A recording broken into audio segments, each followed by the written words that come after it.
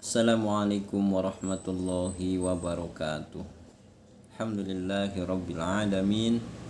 Wassalatu wassalamu ala asyrafil anbiya'i wal mursalin Sayyidina wa maulana Muhammadin wa ala alihi wa sahbihi ajma'in, amma ba'du. Kembali jumpa dengan saya di channel Kang Santri Channel. Baru akhir-akhir ini kita dibikin pusing, dibikin bingung, khususnya saya sebagai orang awam dan banyak yang lain, orang-orang awam, orang-orang yang memang seperti saya kurang ilmu. Banyak orang sekarang ngaku cucunya Wali Songo. Bahwasanya tidak ada anak cucu Wali Songo. Tidak ada anak cucu Wali Songo. Jadi kalau ada orang yang sekarang ngaku cucunya Wali Songo, itu nggak ada. Sekalipun ada dari pihak ibu, bukan dari pihak abah. Kalau dari pihak ibu terputus. Jadi kalau ada orang yang sekarang ngaku cucunya Wali Songo, itu nggak ada. Sekalipun ada dari pihak ibu, bukan dari pihak abah. Kalau dari pihak ibu terputus. Wali Songonya para habaib. Ini menurut para ahli nasab. Hampir 500 tahun generasinya lenyap. Oke, sudah nonton semuanya.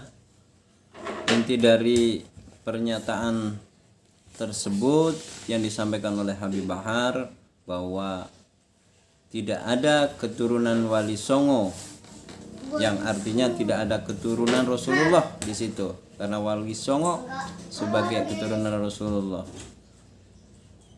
Yang ada adalah keturunan dari ibu yang dalam sanad itu terputus.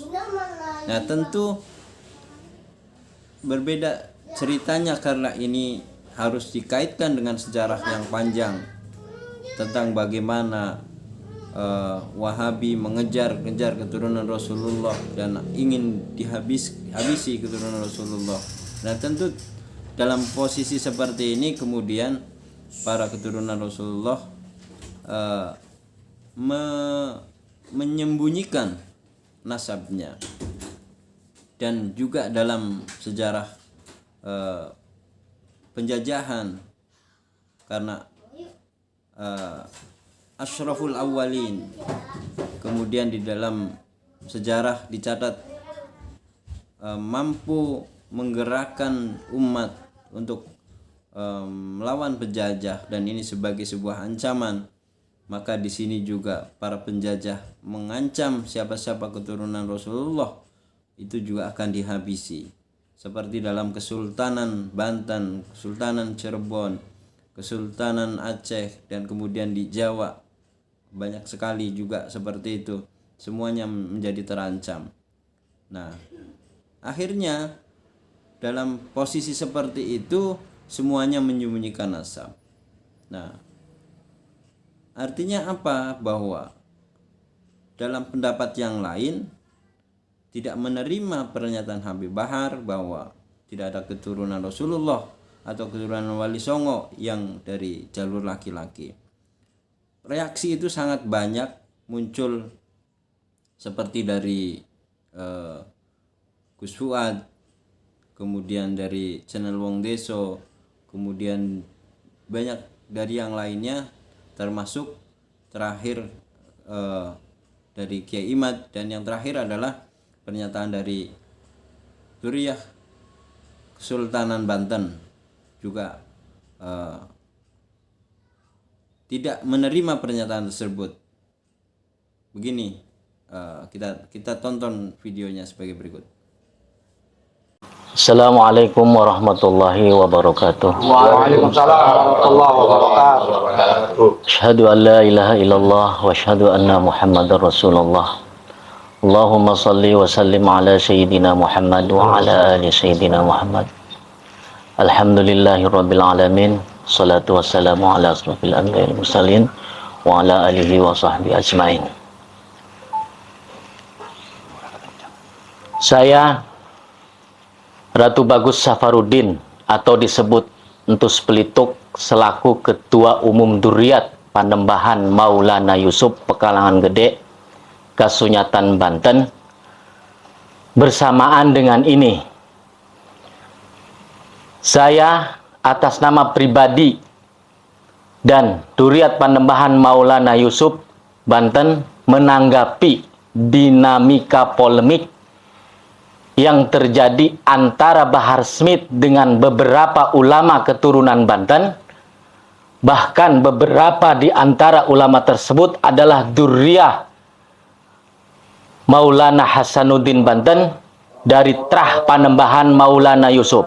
Maka kami menyatakan sikap bahwa satu, menuntut kepada Bahar Smith agar mencabut pernyataan tentang Wali Songo tidak memiliki keturunan atau terputus.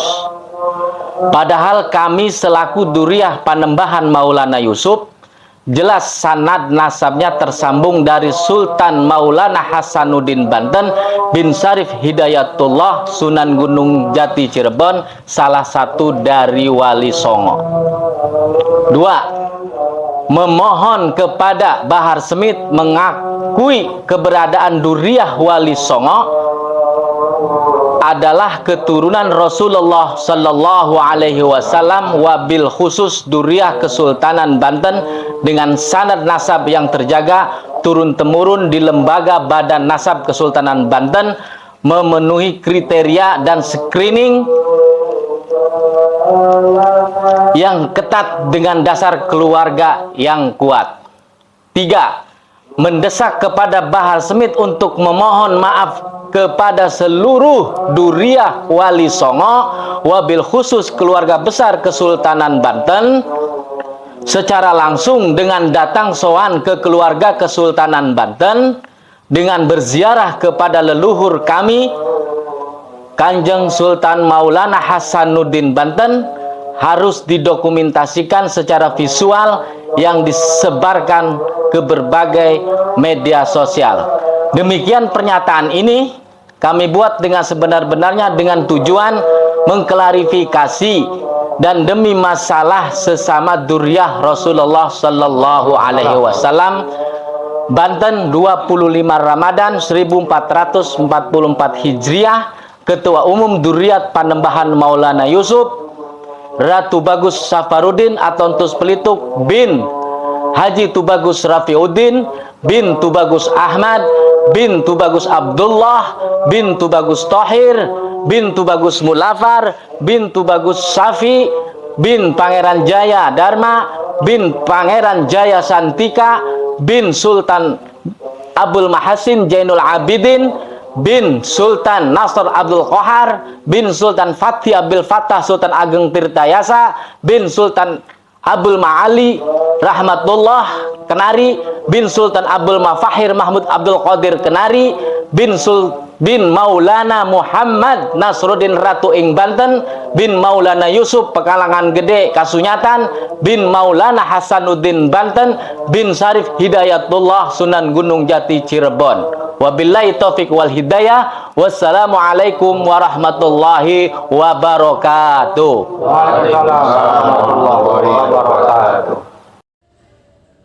Nah, sudah kita lihat bagaimana pernyataan yang bertabrakan, yang berbeda, dan ini juga menjadi kita tidak nyaman di tengah masyarakat, menjadi merasa terancam karena bisa jadi akan memunculkan konflik-konflik yang lebih besar, yang mengancam keutuhan dan persatuan anak-anak bangsa. Nah, sebagai umat Rasulullah Shallallahu Alaihi Wasallam, tentu kita sering mendengar misalkan al ulama warasatul anbiya, bahwa yang mewarisi ilmu-ilmu Rasulullah adalah para ulama. Artinya kita berpegang teguh pada apa yang disampaikan oleh para ulama, yaitu ya baik dari golongan habaib yang bersanad kepada Rasulullah, silsilahnya kepada Rasulullah, maupun yang tidak, tetapi mereka mengemban ilmu agama yang bersanad kepada Rasulullah, yang disebut ulama itu. Adapun bagaimana sikap kita kepada zuriyah Rasulullah yang darahnya mengalir dari Rasulullah kepada mereka, tentu kita juga diajarkan dari para guru-guru kita, kiai-kiai kita, dicontohkan, bukan hanya diajarkan. Para kiai begitu sangat menghargai, menghormati para keturunan Rasulullah. Bahkan di satu zaman kita sering menyaksikan bagaimana ada seorang kiai yang didatangi oleh para habaib atau dari golongan habib. Mereka menawarkan sesuatu, ingin dibeli apa segala macam. Para kiai mencontohkan mereka tidak pernah menyakiti, apa yang diminta oleh keturunan Rasulullah selalu diberikan. Nah, perilaku yang dicontohkan ini adalah perilaku Rasulullah, yaitu sebagaimana dalam hadis Rasulullah, innama bu'istu liutamima makarimal akhlak. Rasulullah diutus oleh Allah untuk menyebarkan, untuk menyempurnakan akhlakul karimah, perilaku-perilaku yang baik, perilaku-perilaku yang santun, perilaku-perilaku yang sangat berkemanusiaan, perilaku-perilaku yang membawa persatuan dan keutuhan. Karena kita juga di dalam Al-Quran diajarkan untuk bersatu, untuk wa ta'awanu 'alal birri wa taqwa wa la ta'awanu 'alal ismi wal 'udwan. Kita diajarkan untuk saling tolong menolong, itu artinya juga saling menghargai, saling memuliakan, saling menolong. Artinya itu adalah sebagai akhlakul karimah. Kemudian juga di dalam Al-Quran dijelaskan wa ma arsalnaka illa rahmatan lil alamin, bahwa Allah mengutus Nabi Muhammad untuk menjadi rahmat bagi sekian alam, bagi seluruh alam. Tentu bagaimana menjadi rahmat atau menyebarkan kasih sayang kepada seluruh alam semesta, artinya tidak terbatas apakah kepada kaum muslimin maupun yang lainnya. Nah, tentu rahmat ini turun harus dengan sikap-sikap yang santun, yang tergolong dalam akhlakul karimah. Nah, inilah